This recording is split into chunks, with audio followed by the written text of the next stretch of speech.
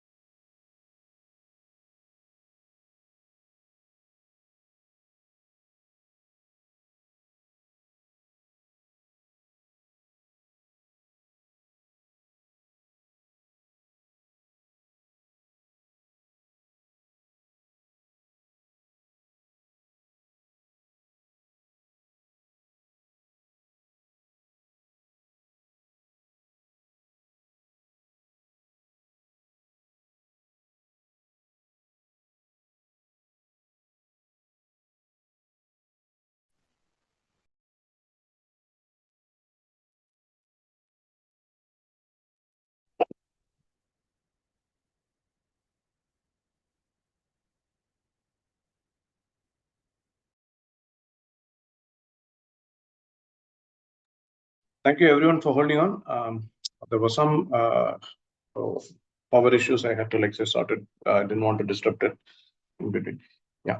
Thank you once again for joining our Automotive Ethernet webinar series. And today we will be hosting diagnostics over IP. So diagnostics over IP is a very important aspect in terms of okay, let's skip the introduction. Yeah.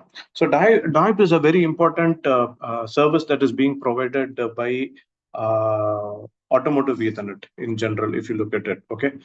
So if you look at the services provided by now in our previous webinars, what we have seen is we have seen how to configure the Ethernet AutoSAR modules.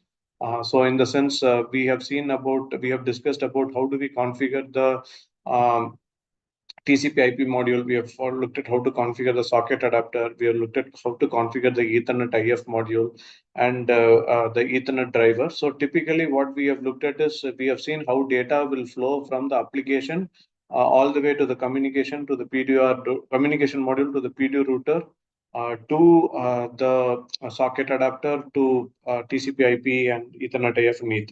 So the data flow is something that we had seen, okay, which we typically put here, okay. Apart from that, what happens is our Ethernet services, AutoSAR provides a variety of services on Ethernet.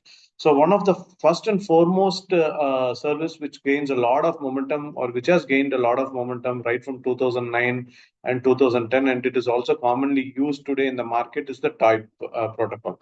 So today in our webinar, what we will be trying to understand is we will try to spend a lot of time in understanding the DoIP protocol.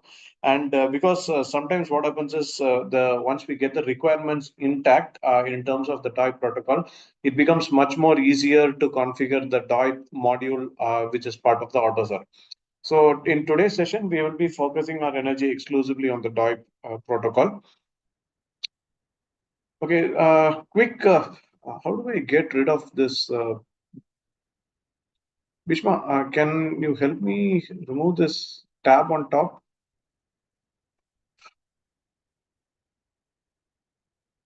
Okay. Anyway, I just actually it's not visible for us, but there is one tab on top which just says chat and all those things. How do I get over it? You can just unpin that window, unpin that bar there. If you are able to do that, I'm not able to unpin. How do I do it? that is the only solution, Karthik. How do I do it? That's what, there will be one pinning window will be there. You need to click that. I don't see any pinning window here. Okay, let's not waste time on that. Okay. Okay. So one of the reasons why we go for a DoIP module is say it gives you a very high bandwidth. And unlike our CAN, which can go up to 10 Mbps, we can have say Ethernet going up to 100 Mbps. So one of the reason is this high data rate. What it will do is it will reduce the number of flashing cycles, and flashing can be much faster when we use DoIP rather than we use other communication protocols. That's one advantage. And we could do a lot of remote diagnostics over the internet, which typically means that you can connect the car to the external world and you can find out what are the challenges sitting at the vehicle information center rather than trying to bring your car to the service station and plugging in your tester to kind of find out. So that's something that's possible. And more importantly, what happens is it becomes very difficult for technicians to adapt to a protocol like say CAN, who don't understand protocols, who are not like say design engineers or like say engineers who are working on the service station. They are more comfortable with laptops. They are more comfortable with computers. So what happens is it becomes very interesting or easy when we connect when we carry out diagnostics over the computer through Ethernet protocol rather than trying to do it on CAN, where they have to understand a new protocol. Okay, and it is well spread on TCP and UDP that we have spent like say quite some time. So now let's delve into the DoIP protocol. So when we delve into the DoIP protocol, the DoIP is specified in ISO 13400. Okay, there are like say a variety of versions, each giving it a different perspective, but generally DoIP is specified in ISO 13400. DoIP is not a UDS protocol, or it's not a substitute for UDS protocol. UDS sits on top of DoIP. Okay, it's not an application layer protocol. It's more, DoIP is more of a transport layer protocol, which is implemented in AutoSAR, or whether in generic it is a transport layer protocol. What UDS sits on top of DoIP. So if I have to draw a parallel to DoIP in terms of CAN, then we could probably say CAN TP is a similar cousin of DoIP in the CAN world. Okay, so DoIP is something similar to the CAN TP protocol, where on top of the CAN TP protocol, you have your UDS services being implemented. Similarly, on top of your DoIP protocol, you will have your, like say, UDS services implemented. So DoIP is not a replacement for UDS. So one thing that we have to be very clear when we read through the document, ISO document, is these terminologies. So when we talk about the terminologies, the first terminology that I want to talk about is the DoIP entity. Whenever we refer to when we use the word DoIP entity, I primarily refer to the end ECU, which is which implements the DoIP protocol. Okay, so it's either a DoIP node or a DoIP gateway. Okay, so typically when I say a DoIP entity, it typically means that it is a ECU which has implemented the DoIP protocol. Okay, so there are two places where you can implement the DoIP protocol. One is like say on a DoIP gateway, and the other one is on a DoIP node. So the DoIP node is if you have a ECU which is the end ECU, the final ECU, which you have something. If that also implemented DoIP, then you can call it as a DoIP node. The gateway unit is definitely a very important entity when it comes to DoIP, because the gateway is responsible for doing what we call it as protocol translation. Okay, so if I have to give it into a simple use case, if you look at this use case, you have a tester, and you have a gateway entity, and you have your end nodes. Okay, so here your end nodes are ESP, ABS, ACC, transmission control unit, just to put a end nodes. These end nodes may not have been implemented on DoIP. Okay, these end nodes may not have been implemented on DoIP. They could be running on a different protocol. Let's say, for instance, our most common CAN protocol or a CAN FT protocol. Let's assume these issues are running on CAN protocol, whereas you are having a gateway entity which should definitely be implementing the DoIP instance. And then what happens is, how do we establish a communication between a tester, which is going to send a message on Ethernet to a ECU, which does not have Ethernet implementation, and it has just a CAN implementation. So that is the first question. So how is this implementation ever possible? Okay. So just to give you a problem statement again, the left side of the node is a tester which has got a Ethernet entity which is running the Ethernet protocol. Gateway is a translation unit which will receive this Ethernet protocol and convert it into a CAN. And your end node is not a USEU which is running a DoIP entity. It is only running a CAN protocol. All right. So in this scenario, this is how the logical sequence have sense. Each ECU is always associated with a logical address. So let us say, for example, all these issues when I have in the node, the ESP node, the ASP, ABS, ACC, each of these issues that are part of your car have a logical address. Okay, it's a 2-byte logical address. Okay, which is defined by the OEM. Okay, there are ISO has specified, like say, how do we kind of come to this logical address? But on the high level, it is a 2-byte logical address. AABB could be one logical address for, like say, ESP node. Just like that, it's a 2-byte logical address. So whenever your tester sends the UDS message, okay, when the tester sends the UDS message to the gateway, it adds this logical address and sends it to the central gateway. Okay.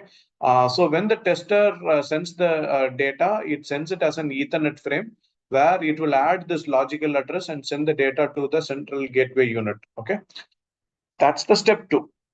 Okay, it receives the UDS tester sends the UDS message over Ethernet on logical address. Okay, with the logical address. The third step is once the gateway receives this logical address or this UDS message, it sends an acknowledgement to the tester. Okay, it sends an acknowledgement to the tester. And after it sends an acknowledgement to the tester, in the gateway, you have configured the DoIP module where you have clearly mentioned that if this is the particular logical address that I am going to receive, let's say, for example, in our case, the logical address it received is AABB. AABB represents ESP node, okay, ESP node. What it will do is it will take that data and map it to a CAN ID, okay, or it will map it to a CAN ID which the ESP nodes understand. Let's say, for example, the ESP node is like say configured to receive a diagnostics message on 7E0 CAN ID, and the response comes as on 7EF. Then what your DoIP node will do is it will take this data from here. It will like say it will take it from the logical address. It will understand that the ESP node it has to send it, and it will also know what is the CAN ID in which diagnostics is implemented on ESP, and it will map it. So the data will be sent over 7E0. The ESP node works as a typical UDS over CAN. It has no problem because it has implemented CAN on UDS. He is receiving the message on 7E0, which is a CAN message. He has absolutely no problem. And what he does is he does the UDS services and he gives you a response back. The response comes on 7EF, which is I'm sorry, let's say, for example, 7E8, which is like say configured as the CAN message for response. And the response from the ESP node comes to the gateway on 7EF. And finally, the gateway takes the data and forwards it to the tester on Ethernet. Okay, so these are the sequence of steps that are happening in terms of how data is established between a tester which is running on Ethernet and a ECU which is running on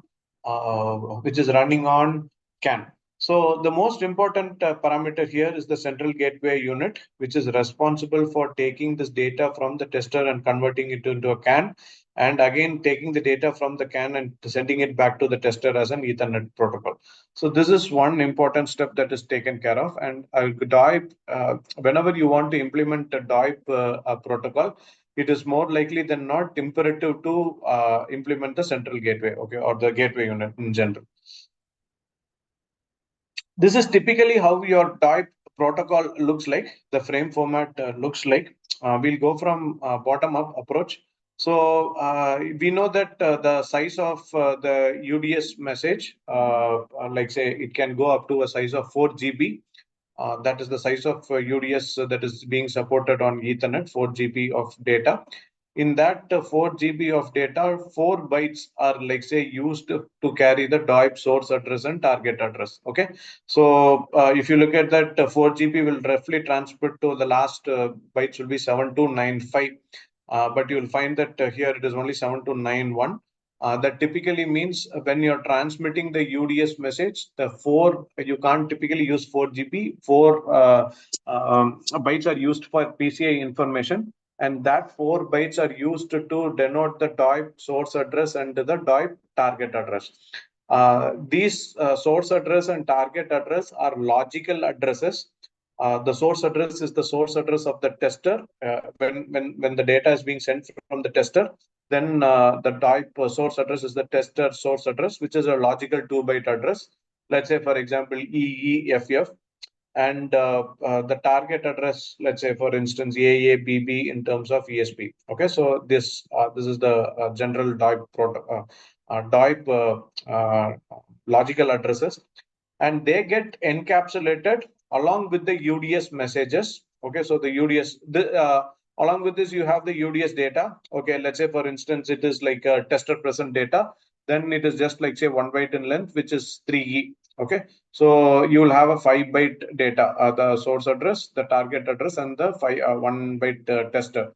So tester present address. So this is part of the DoIP payload. And once when this data reaches the DoIP module, okay, when the data reaches the DoIP module, this is where you actually add the DoIP header. This is the typical frame format of the DoIP header, where you have 1 byte which is reserved for protocol version, 1 byte for inverse protocol version, 3 byte for payload type, and 4 byte for payload length. Okay, so on top of the 4 GB of data, the 4 GB is of course the maximum size. On top of even if it is just tester present, then you probably have like say just the 5 byte of data. On top of that, you add this like say 7 plus 1, 8 plus 1, 9 byte of data. Okay, and when you transmit the data out of your DoIP module, it actually sends it as a DoIP. It goes out as a DoIP entity, and the underlying module, which is your socket adapter, okay, which is your socket adapter. From the DoIP, it goes to the socket adapter, and the socket adapter in turn adds all the Ethernet headers, which is the 3 major headers, the TCP or UDP header, and then it adds the IP header, and which could be either IPv4 or IPv6. And then finally it adds the MAC address. Okay, so it adds all these 3 headers and sends the data out of the tester as an Ethernet packet.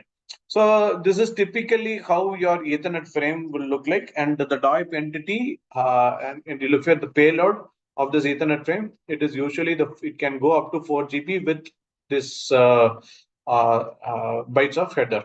Okay, so this is typically how your DoIP frame format looks like. We'll just spend some time on the DoIP messages, because it is very important to also realize the sequence of steps that it has to be executed in order to go ahead and configure the AutoZar module, because we need to understand what are the mandatory things that needs to be implemented in DoIP, what are like say optional things available in DoIP. That also gives us an opportunity to configure the DoIP module in terms of understanding how many TCP channels will I need, how many UDP channels will I need, what are the callback functions that I have to like say get associated, etc., etc. Okay, so these are things that get added depending upon how what we want to implement. So it is important for us also to understand the DoIP protocol in a detailed fashion. So we'll spend some time there. So this is the source and target address that I talked about, which gets added as part of the UDS message itself. And this is typically the DoIP header. Okay, so the first 1 byte is typically the protocol version, which is a 1 byte information containing the version of the protocol. There are like say 3 versions of DoIP protocol that are available: 01, 02, and 03. 03 being the latest, but 02, I mean, at least my guess is that 02 is the most usually or widely used protocol. So 02, 01, and 03. And then what happens is the next 1 byte is a protocol inversion field. the protocol inversion field, what it does is whenever you're transmitting the message, let's say, for example, the tester is transmitting the message. So in that case, what will happen is it will look at the version of the protocol. Let us say, for example, 02 is the protocol version that you are going to transmit. It will do a complement of 02. That means all the first 4 bits will be 1111. 2 will be 1110. Okay, so it will make I'm sorry, 1101.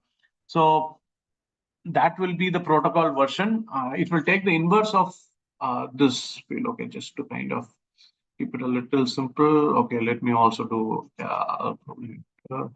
okay, 02 will have 1111 and then 1 1. Sorry, okay, this will be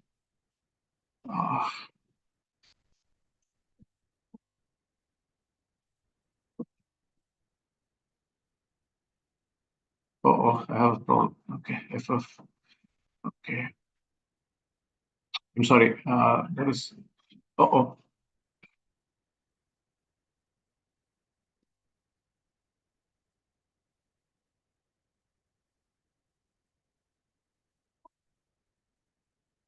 Once again, I'm sorry. What happened?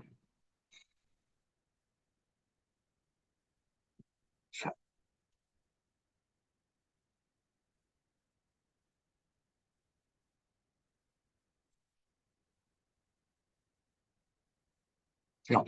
So the protocol version will be the inverse. Okay, so 02, if you look at it, the inverse protocol version will be FD, right? Which means the in the second nibble, the second bit from LSB will be turned to 0. So typically for a protocol inversion, FD will be the second byte, which is this guy. And what it does is on the receiver, once it receives the message, what your receiver will do is it will take a complement of this inverse protocol version and it will check with this first byte. Okay, and it will check if both these bytes are same. So if they are same, then they will like say process it, else they will discard. Okay, so that is typically how it works. So that's the inverse protocol version. There is this payload type, which is a 2-byte field. There is a variety of payloads that are available that we are going to see in detail. And this payload type actually, like say, also decides, like say, how many, what are the kinds of, because like say, different kinds of payload messages will require different kinds of connection. It could be a TCP connection or it could be a UDP connection. So depending upon the type of payload that is being transmitted, so that also is an important thing. And the last is the payload length, which typically says what is the size of, depending upon the payload length, it will also tell what is the total size of the DoIP message. So that's something. So these are the 4 fields: protocol version, and the inverse protocol version, which is a complement of the protocol version. And then you have the payload type and the payload length. So now let's go out and see how the UDS works. All right. So in terms of UDS, there are actually, like say, 4 major steps that has to be carried out in order to before the data transmission or before diagnostics has to happen. Okay, so first is like say what we call it as the physical activation, where we physically connect the Ethernet or we physically connect the tester to the car. Okay, so what do I mean by physically connect the tester to the car? Okay, the tester could get connected to the car through a variety of physical mediums. It could be like say something like an LTE system, or it could be through a Wi-Fi system, or it could be through a wired network, etc., etc. But then what happens is you need to establish a physical connection with the car in terms of matching the IP address, in matching the MAC address, and matching the port address, etc. And then a physical connection establishment happens. Only after you are able to get physically connected to your gateway unit, the next process starts, which is typically the discovery phase. I'm not going to spend time on the physical activation because that's more of a tester tool related stuff. But we are in terms of DoIP, these are the three major steps. We have a discovery phase, we have a routing phase, and then we have something called as the perform diagnostics phase. These are the three major phases when it comes to DoIP entity is concerned or DoIP implementation is concerned. So let's start with the first phase, which is our discovery phase. Okay. So when we talk about the discovery phase, typically what happens is your tester needs to the tester has now physically established a connection with the gateway. Now the tester also has to like say understand what is the vehicle information number. It can have something called as an enterprise ID, or it could have something called as a group ID, etc., etc. Okay, so your DoIP central gateway could have been configured with all these parameters. Now, there are different kinds of request messages that your tester can send to your gateway unit in order to get this information. So, yeah. I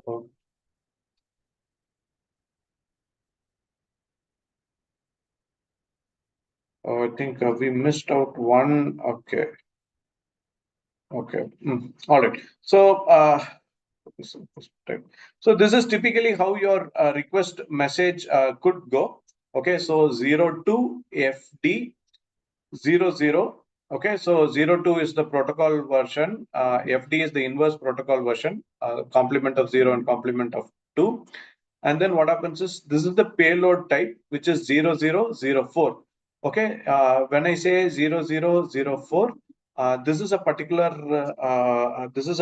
message that is used for route discovery. I will also talk about. Give me one moment. I will just. It's actually wrong. I think I got it wrong. 1 minute, please. I have it here. Latest one. I'm sorry. Yeah, we have it here. These are the kind of request messages that you can send. Okay. One is like, say, for example, 0001, 0002, and 0003. These are the three kinds of request messages that you could actually send from your tester. When I say 0001, it actually does not contain any kind of an information. Okay, so it just like say sends get me all the vehicle details, like say for example vehicle information number, GID and AID. Okay, in case you have your tester has the enterprise ID, okay, it has the EID, okay, then what it could do is it actually can send a request message 0002. Okay, and 0002 can actually be followed by the EID, 6-byte EID number.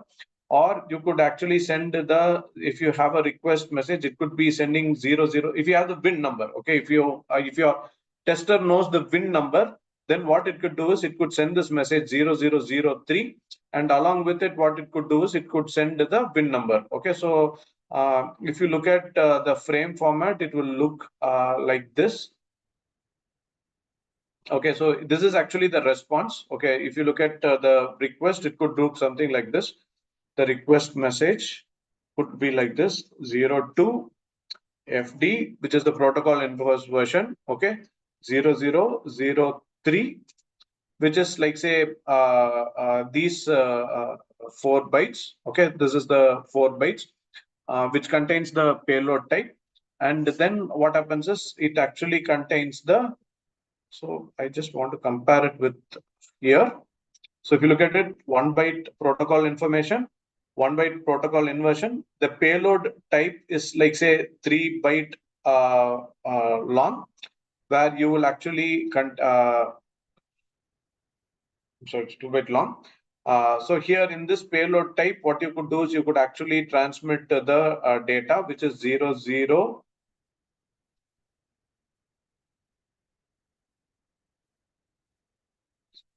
I'm sorry, here we get it 03.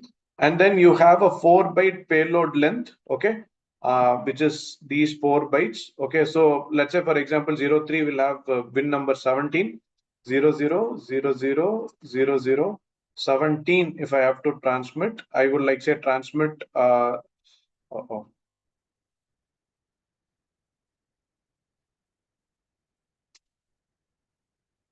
17 byte data, and along with the in hex, of course. Okay. And then you will transmit the 17 byte bin number. Okay, if you are using another frame format, let's say, for example, you don't have this, you could also like say FD0001. Okay, 0001000000. It has no payload. It actually has no payload. Okay, typically no payload. So you could send this message also in order to kind of get the data. Okay, so you could actually send a win number with 17 byte information, or if you don't have the win number with your tester, then you can probably send FD0001 and then payload length is 0. So either of these three messages, that means 0001, 02, which is the EID, you can transmit the EID, or you could send it with 003, which is your try request for the win number. So either of these three messages, you will always get a response from your gateway ECU as 02 FD0004. This will be the response message. Okay. And in this response message, what you will have is you will have the 17 byte win number. It will have the 6 byte MAC ID, and it will also have the 6 byte GID number. Okay. So 17 plus 6, 23 plus 29. Okay, so this is typically the length of the message, and this is the hexa value of this payload length that is being transmitted. Okay, so the first step, if I have to put it again in terms of simple terms, the first step, what it has to do is you will have to like say transmit your vehicle request messages. So there are three kinds of vehicle request messages that are present available for you. 0001, which is you don't have anything, you don't know anything. 02, where you know the EID number or GID entity identification number, or 03, where you know the WIN number. So when either of these requests reaches your payload, or which requests your central gateway, then the central gateway will respond with this particular message, which is 0004. And here it will send the WIN number, MAC address, and the group identification. So now in the first stage, which is typically your discovery phase, what your tester understands is the tester understands or gets the details of the central gateway. It gets the vehicle information number, it gets the MAC address, and it gets the GID. So this is the first stage, which is typically what we call it as the discovery phase. And in order to establish a discovery phase, you will need this discovery message is sent over a UDP protocol. This discovery message is sent over a UDP protocol.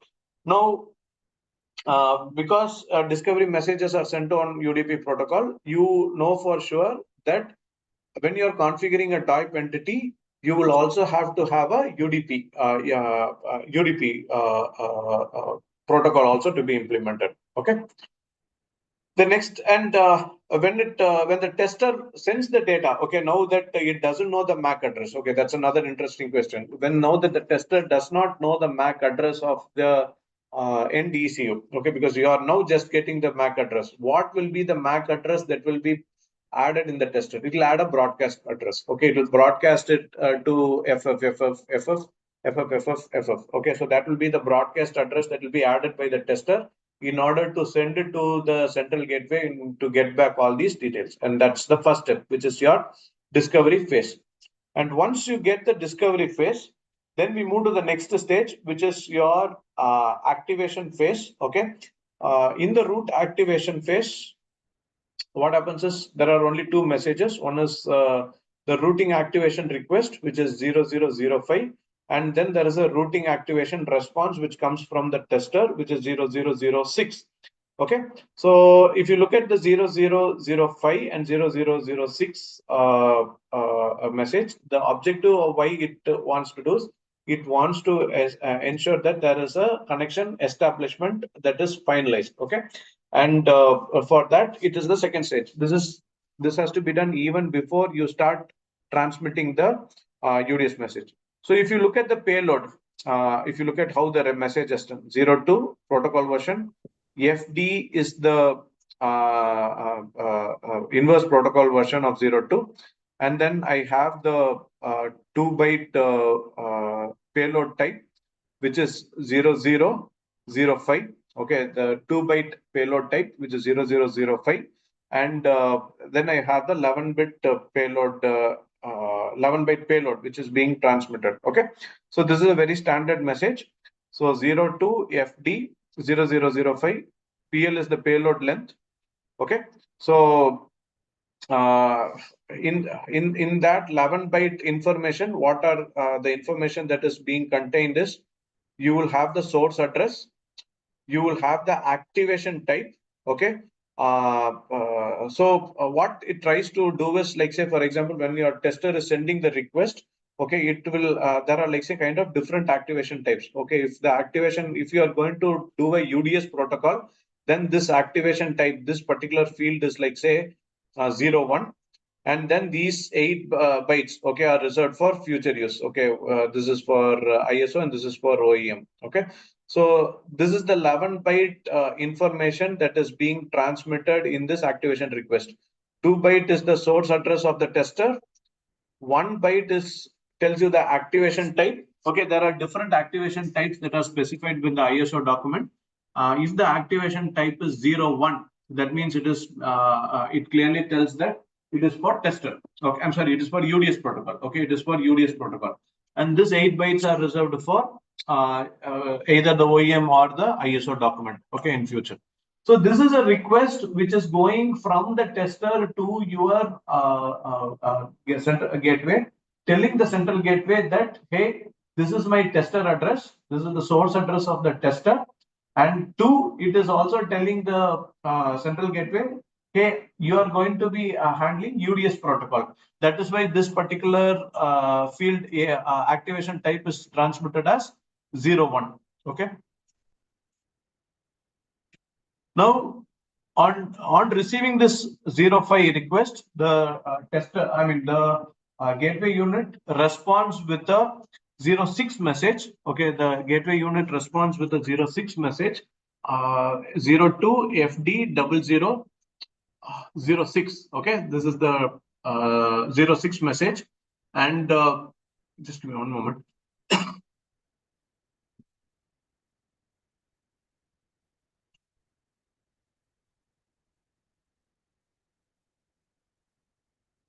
Yeah, sorry. Okay, so it responds with the 006 message, and it contains these information. The source address. Okay, when I say the source address, it is the source address of the client. Okay, so the client is typically your tester, and then you have your source address 1, which is your entity, the source address of your entity. So in our case, the source address of the entity is the central gateway. So it will respond with the gateway's address, and then you have the response code. Okay, so there are different kinds of response code. That could be, like, say, routing rejections. 01 could respond. It could be, like, say, a rejection. 10 means successful activation. Okay, there are, like, say, different kinds of response codes that are available as specified in the ISO document. You can refer the ISO document for that. If you get different response codes it will also, like, say, for example, 00 could be a different response code. 01 could mean a different response code. 02 could represent a different response code. Many of them actually will be associated with rejection. And when I say rejection, the whole idea is it also tells you different codes will tell you the reason for rejection. Okay, it will also tell you what is the reason for the rejection. So that also will be taken care of. Okay, so that is one thing that has to be taken care of. And then you have these reserved bytes for future use. Okay, now what happens is, from this message, you understood the gateway has understood the source address of the tester. He has understood with this activation type message, he has understood, okay, I'm going to handle UDS, and UDS protocol. Now that gateway has responded with the source address of tester, source address of the gateway. It has given the response code saying that whether it's a successful activation or why the activation has been rejected, etc. There are, like, say, different rejection codes. Now a successful connection has been established, and the gateway also has understood that the routing has to happen over, or it is going to handle UDS protocol. Now all these things are successfully completed. Okay. Now we are going to transmit the diagnostics message. So now after we finish the discovery phase, after we finish the what we call it as the routing activation phase, now the third phase is your diagnostics communication phase. So in the diagnostics communication phase, okay, once we have completed this, then what happens is we start transmitting diagnostics message, and the payload type for the diagnostics message is very straightforward, 8001.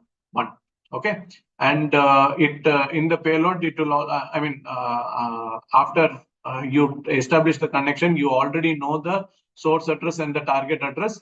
He will, like, say, add the target address of the ECU to which the data has to be routed, and the tester will forward the data. Okay, so when you load the ODX file format into your tester, the tester will have the list of target addresses. That means the end ECUs to whom he has to reach out in order for different services. From there, you can choose who's the target address to which you want to send the data, and you can send the data to that particular target address ECU. Okay, the target address, say for instance, you want to send it to the ESP ECU, which we saw in the previous picture, then you may have to put a target address AA, BB, and send it.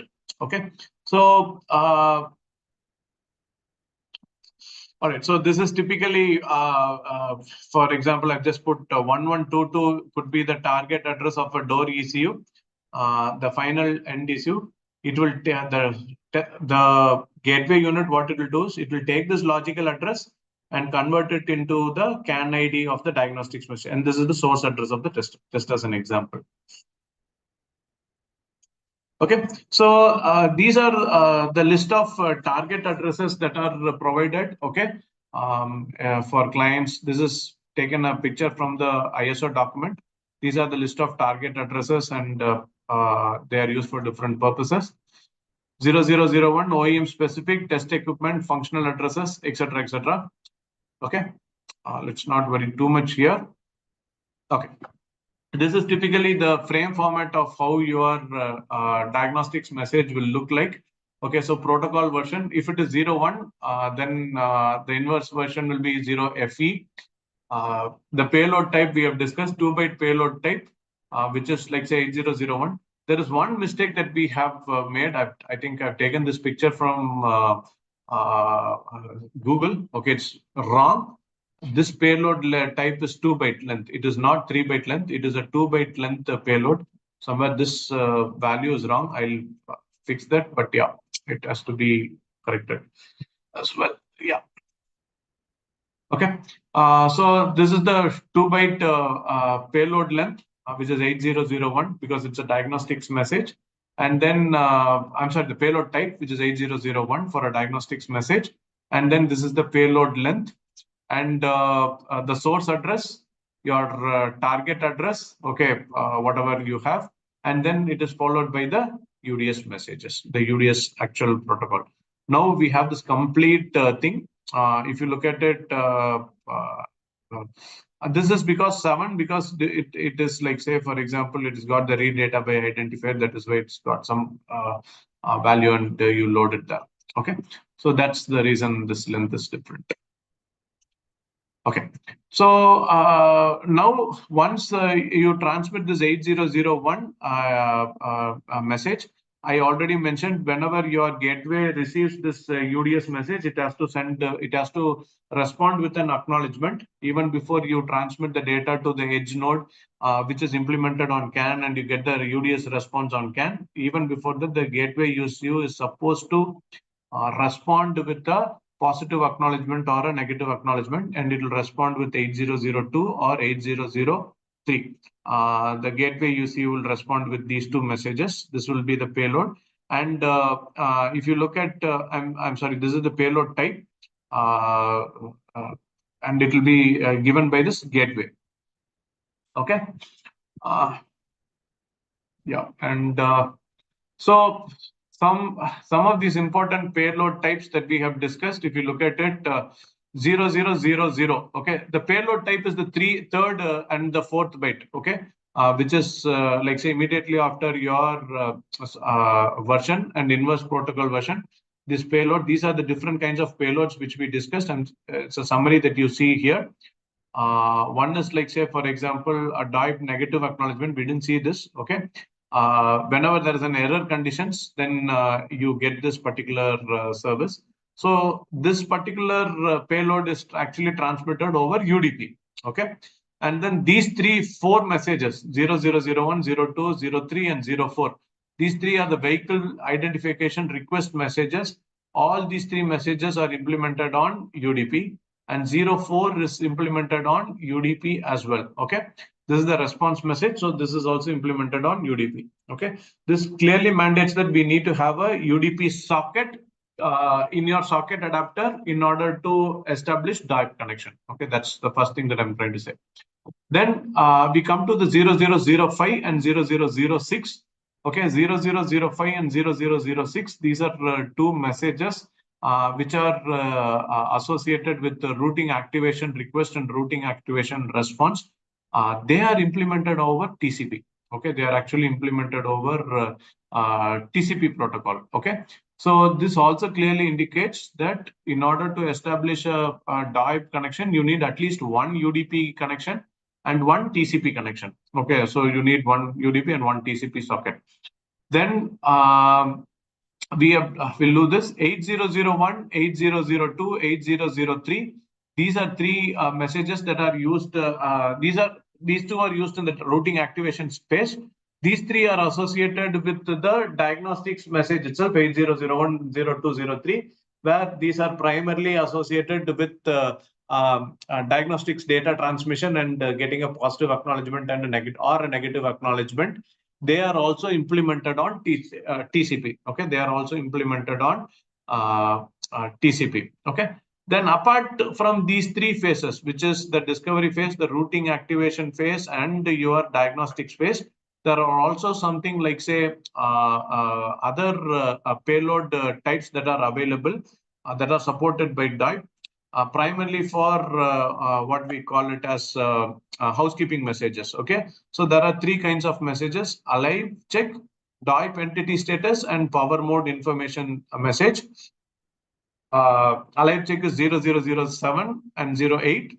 DoIP entity message is used for 4001, 4002, the request and response. These are the two messages which are used for DoIP entity request and response. 4003 and 04 are used for power mode request information and response. Okay. So if you look at this, the alive check request is implemented on TCP, whereas the other messages are implemented on UDP. So on a high level, if you look at it, before we go on to looking at what are the housekeeping messages, one important thing that is, whenever you want to implement a DoIP module, you need at least one UDP socket and you also need one TCP socket. Okay, so that is some basic requirement that we need to have before we start configuring the DoIP. Okay, we will add more conditions to it when we go on to configure the AutoServe module, but at the high level, we need at least two messages. I mean, two sockets, one for UDP and the other one is for TCP. Okay. So this is the first message, which is your alive check request message. It is transmitted over 0007. This is the payload type, but there is no payload data. Okay, it has absolutely no payload. So all those 4-byte payload length will be 00000000. Okay, and then on receiving this request, the gateway will respond with what we call it as the alive check response frame format. Okay, here what happens is the payload will be, the payload type will be 0008. The payload type will be 0008. The response. Hello, I'm sorry. Yeah, the payload type will be 0008, and it will also have a 2-byte payload length. This what payload it will do is it will respond with the source address of the gateway. Okay, the gateway will respond with the source address of the gateway. So it will get a 2-byte response. Now, this is like, say, the tester present message of our UDS, where you kind of keep continuously pinging with 3 messages to check if your system is, like, say, end node is alive or not. So this is like that, an alive check request and response message sent over 0007 and 0008. Okay. Now, there is also this DoIP entity request and the status entity request and response message, which is transmitted over 40001 and 4002. 4001 is the request message where you send from the tester the 4001 message. It will have the, it does not have any payload. It does not have any payload. On receiving this particular request message, the gateway unit sends with a response message. Okay, so in the response message, it contains all this information. It tells you what is the node type, whether it is, like, say, a central gateway node. If it's a central gateway node, it will send 00. If it is, like, say, a non-central gateway, which is, or the end node, then it will respond with 01. Okay, it will tell you what are the maximum number of sockets that are open at this point of time. Maximum open sockets that are there, and then current open socket, what are the data, that information also it will contain, and the maximum data size. Okay, all this information will be contained in the 4-byte data. Okay, so this is a response message that is coming from the gateway or your end node to your tester. Okay, so this gives you an information about how many number of sockets are available, so that you will be able to, from your tester, able to send the data and get a response accordingly. But this particular implementation, okay, this particular 4001 and 4002 request and response message implementation in the DoIP is not a mandatory requirement. Okay, it is not a mandatory requirement in terms of DoIP implementation. This is only an optional requirement. Okay. Okay.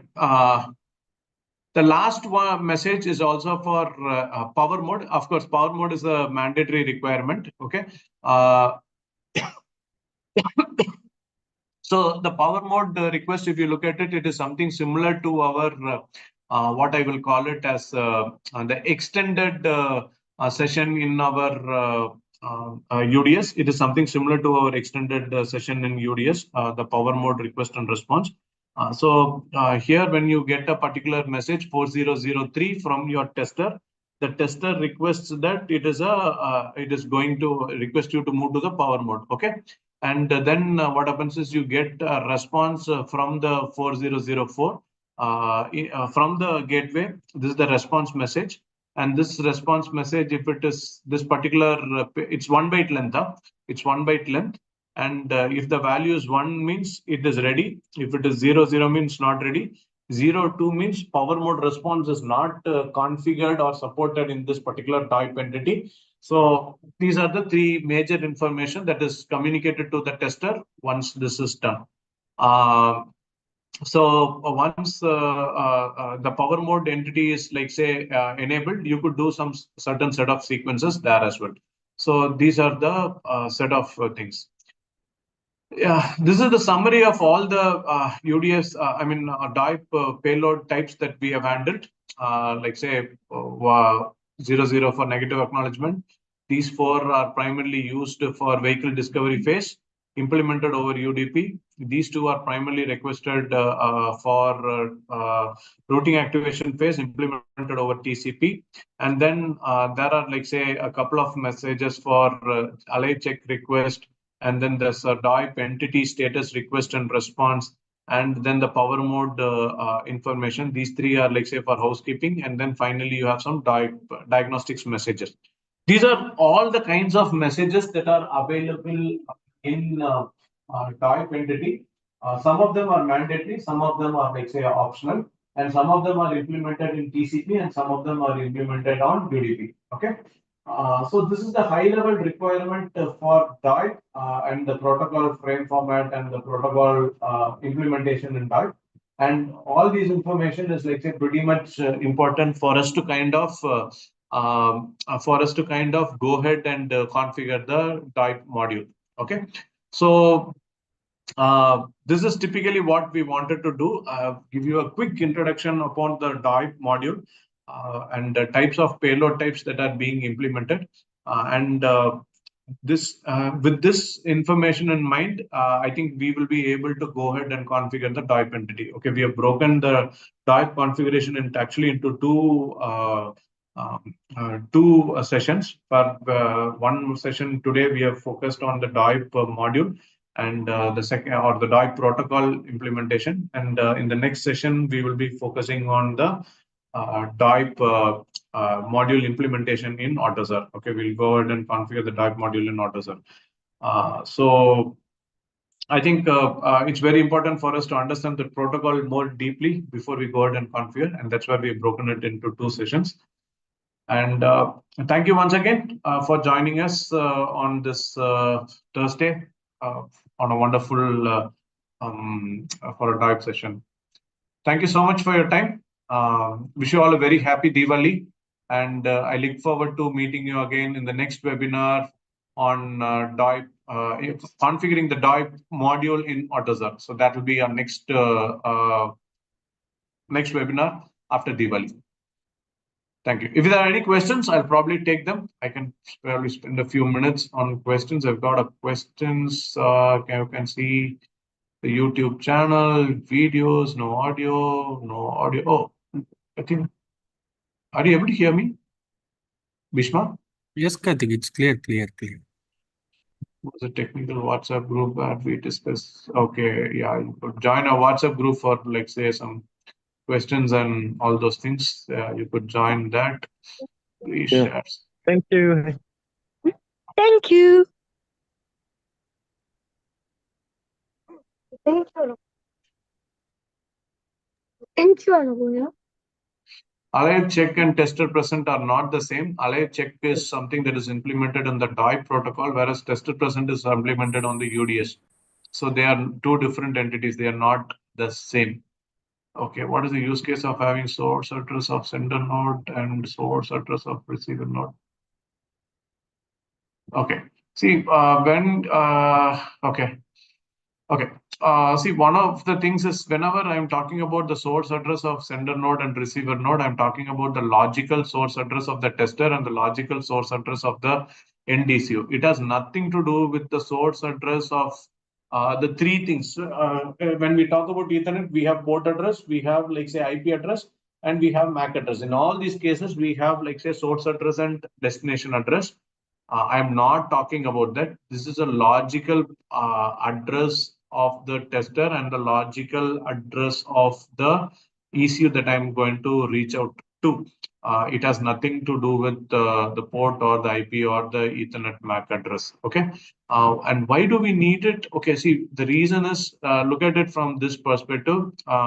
Your resource, your end ECU is not an ECU which is running on Ethernet. It is running on CAN. How do I send a data, whereas your tester is running on Ethernet? Now, how do I send something? How do I know the destination? The destination node, which is 7E0, the CAN ID, is not something that your tester can understand. The destination node, which will actually understand 7E0, will not understand the MAC address, or it will not address UDP or IP or MAC address. Now, how do I like say have a sweet spot? That is where we use the something called as a logical address. Each ECU will have a separate logical address. Okay. That's to Ajay's question. Thank you. Where can you find the recording? Yeah, thank you. It was a great session. Can you share recording? Yeah, it will be there. So basically, there are two. Okay, for alive counter, one via diagnostics 80. Correct. I don't understand this question, but typically what I'm trying to say is alive counter. Okay, see, let us say, for example, this is the sequence of operations. You will actually start with the discovery phase. You might probably send 0001, and then you could also send. You get a response on 0004.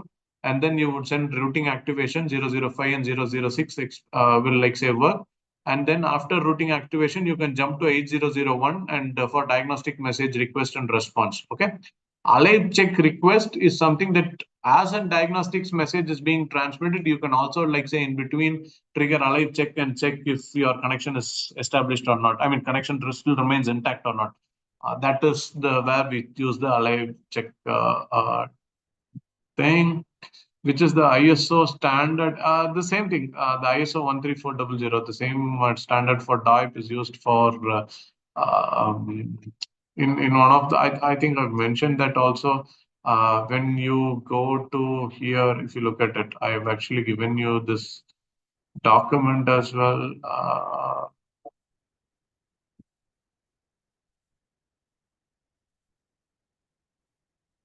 The list of IP addresses, I think that's I've given you the logical. Here it is, the logical addresses. These are the list of logical addresses that can be used. This is as per the ISO document. Okay. It's in the 13400 document. Okay. Thank you for the session. Why routing? Okay, why routing activation is required is like say, for example, you okay. See, first is you're like say just establishing a route discovery, where you're just finding what is the destination, what are the three in vehicle information number, group ID, and you are also sending your MAC address. Okay, but still the target logical address is not known and all those things. So in order to establish the target logical address, and also for your gateway to know whether you are going to be transmitting, tester is going to transmit UDS or whatever kind of protocol it's going to handle, that all these information are set up in the routing activation phase. That is why we need the routing activation phase. If the ECU has Ethernet implementation but no CAN, in this case, how the tester and central gateway to ECU communicate? It will be a very straightforward thing. It will still use the same logical address, and you will be able to do it. Instead of routing that packet from Ethernet to CAN, it will just the gateway will forward it as an Ethernet packet itself. Why do you have to like say really worry about sending it over CAN? It will send it as an Ethernet packet. Very straightforward.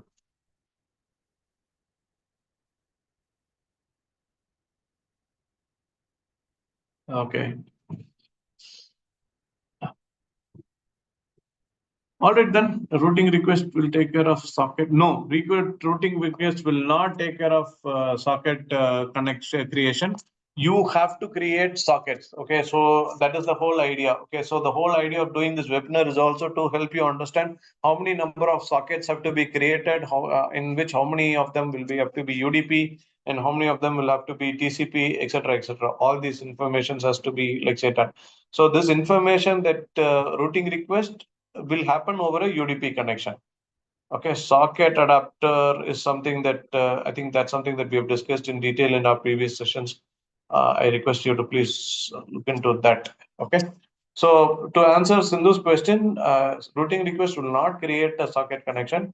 Routing request will happen on TCP socket. That means you already have to create a TCP socket to make sure routing activation requests are transmitted and responded. Okay.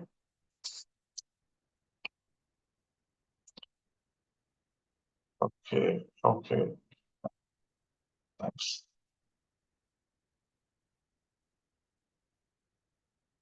Yeah. All right, then. Thank you so much, guys. Thank you so much for being a wonderful audience. I wish you all a very happy Diwali. We look forward to kind of meet you after Diwali with yet another exciting webinar on how to configure the DoIP entity in AutoSet. Thank you. Thanks, Karthik.